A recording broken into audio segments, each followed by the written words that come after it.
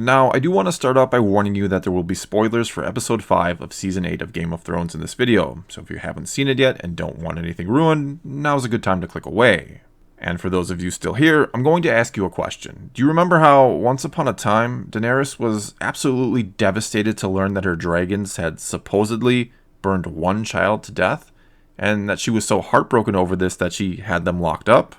Well, fast forward a couple seasons, and that character is gone. Completely gone. And though I haven't plunged into the depths of social media today, or watched any reviews, or really talked about this episode with anyone else, outside of my fiance who I watched it with, my best guess says that the big debate right now is whether or not this turn for Dany made sense, or if this is just some of the worst writing anyone's ever seen. And personally, as I was watching this episode, I couldn't help but think about another drastic and debatably unearned character change. That being, as you may be able to guess from the thumbnail of this video, was that of Anakin Skywalker in episode 3 of the Star Wars saga, where he just sort of flips a switch and everything that was once good about him is gone, just totally gone, and he just embraces being evil for the sake of being evil for the most part, and for the sake of, well, the script, to be honest with you.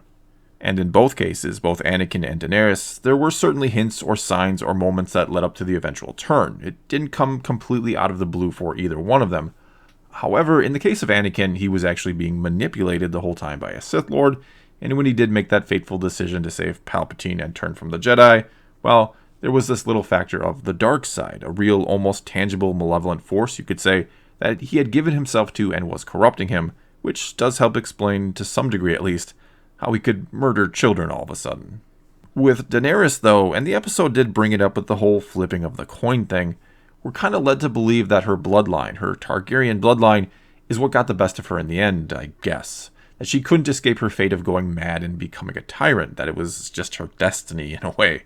Because I don't know that she had any real reason at all to lose it and burn King's Landing to the ground. I mean, the battle was all but over, the bells were ringing, the enemy was laying down their arms. And then not only did she decide to attack anyway, but she just started killing indiscriminately and burning absolutely everything. She never apparently had a moment where she came to her senses and realized what she was doing and stopped herself. She literally burned the entire city and murdered tens of thousands, if not hundreds of thousands of people, without seemingly having a second thought about what she was doing and what she was becoming.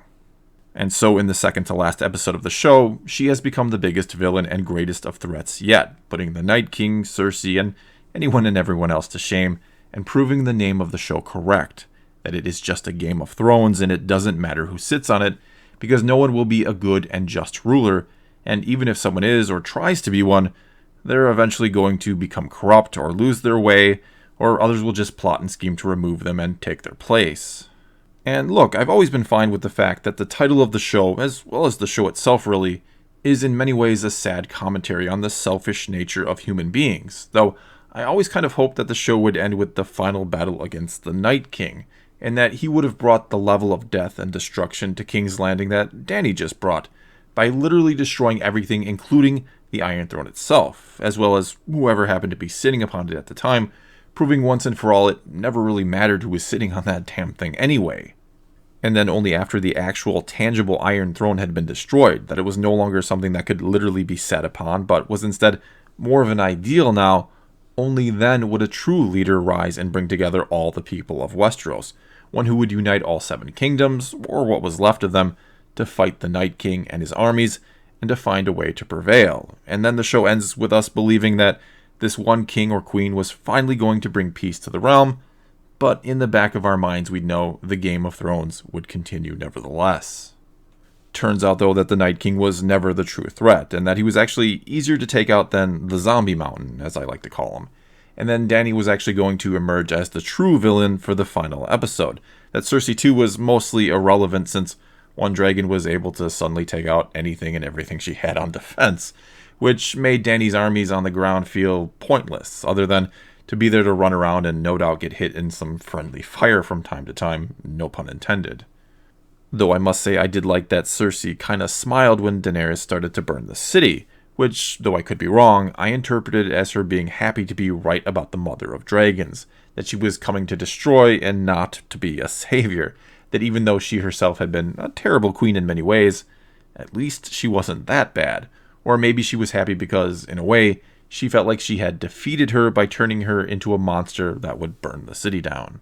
But of course it wasn't just Cersei that broke Daenerys, and mainly when she killed Missandei, I think we're supposed to believe, which also seemed to break Grey Worm at the same time since he was overcome with bloodlust in this episode during the battle. It was also, albeit inadvertently you could say, Jon Snow that broke Dany by being more popular and more loved by the people than she was, and also by having a better claim to the throne, which he repeatedly has said he doesn't want, but now it seems will be forced to take anyway. Though something tells me, by the way this season is going, Jon also won't end up on the Iron Throne at the end. Anyway, the only way I can ration out Dany's rather sudden turn to the dark side is to figure that she's just afraid of Jon, which is spurred on by the fact that he doesn't want to quote-unquote be with her, he doesn't want to be with his aunt. And then again, he has a better claim and is more beloved by the people of Westeros than her. And also that all of her top advisors are either failing her or betraying her or both. And don't even get me started on how Tyrion went from one of the most clever characters ever to one who just makes one mistake or stupid decision after another. And this character assassination is happening for the sake of the plot and dramatic tension only. The writers simply need Tyrion, despite how intelligent he is and despite all he's seen in his life with past tyrants, to have unwavering faith in Dany because reasons. Yet despite that faith, he tells Varys anyway about Jon's true lineage, even though he should know exactly what Varys will do with that information, which is betray Dany in favor of Jon. But again, we need Tyrion to be stupid for the sake of the plot now. We need him to be stupid in order for Varys to learn the truth somehow, so that he can, I'm assuming, get word out about Jon's true lineage, which he seemed to be doing when he was writing all those notes or letters, one of which he had to burn before they took him away to be burned.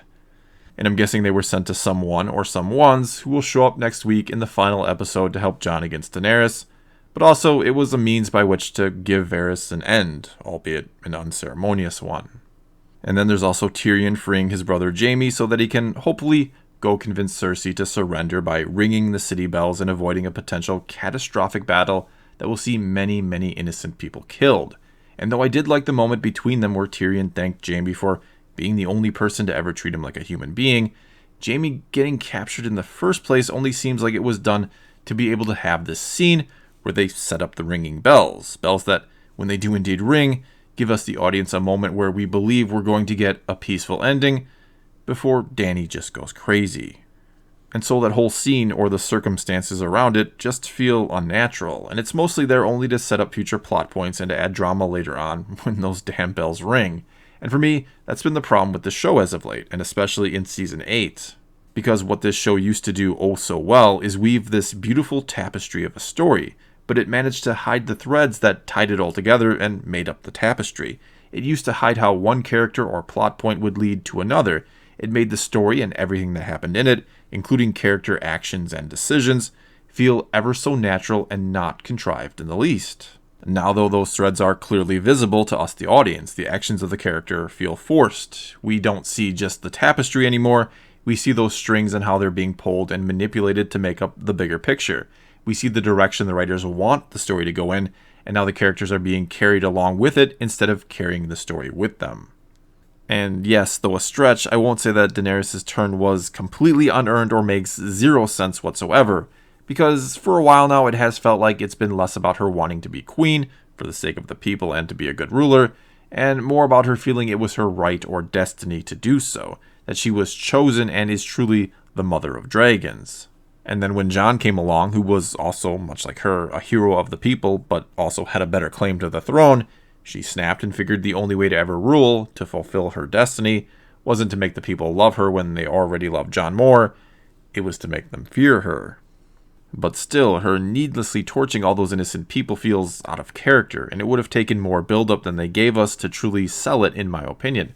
However, the more overtly they would have built it up, the less shocking it would have been when it actually happened. And really, shock value seems to be what they're aiming for here at the end. Not so much intricate and subtle storytelling that, at times, led to some incredibly shocking moments that had been fully earned thanks to brilliant setups. Or revelations that only made sense after seasons of getting to know and understand the motivations of a character, like when we learn Olenna Tyrell is the one who poisoned and killed Joffrey.